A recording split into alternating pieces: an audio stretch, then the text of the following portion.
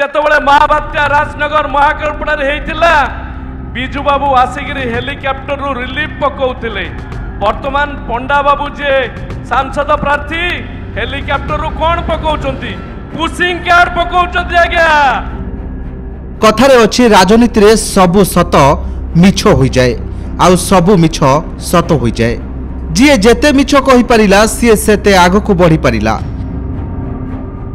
बेले बेले मिछ कथा विवादीय हो पड़ती नेता एवं मंत्री। जहाँ घटी केन्द्रापड़ा महाकालपड़ा बीजेडी विधायक अतनु सब्यसाची नायकों कहू कहू बड़ भूल कहीदे अतनु ताहा पुणी हजार हजार लोकों आगरे। जेतेबेले महाबात्या राजनगर महाकालपड़ा होइतिला बिजू बाबू आसिक हेलिकप्टर रिलीफ पकाउतिले। प्रथमे देखंतु ए वीडियो को एथिरे भाषण देउछंती अतनु। से कहउछंती जे महाबात्यारे जेतेबेले राजनगर महाकालपड़ा छारखार हो जाइतिला सेतेबेले बिजू पट्टनायक हेलिकप्टर रे आसी रिलीफ पकाइतिले। राज्य सरकार को जने वरिष्ठ विधायक तथा मंत्री अतनु सब्यसाची नायकंकर एमिति पाकलिया ज्ञान को नहीं एबे सबुठी चर्चा। वीडियो रे अतनु कहउछंती जे बैजंत पंडा हेलिकप्टर रे केवल पुसिंग कार्ड बांटुछंती। बिजू बाबू आसिक हेलिकप्टर रिलीफ पकाउतिले। वर्तमान पंडा बाबू जे सांसद प्रार्थी हेलिकप्टर कौन पकाउछंती?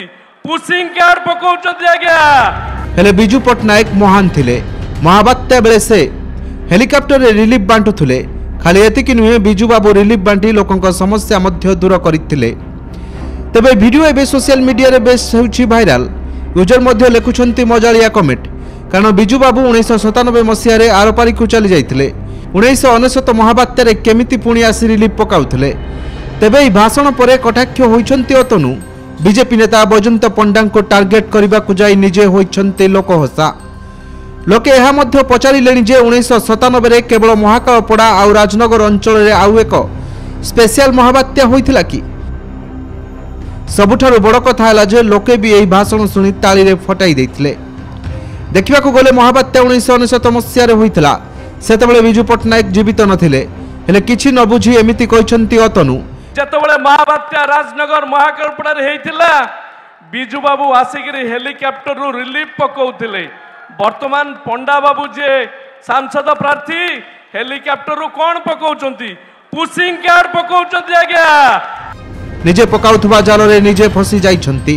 तेबे एपरि राजनेता को आपण कोन कहिबे हमकु कमेंट करि जणांतु। Bureau report Kalinga today live.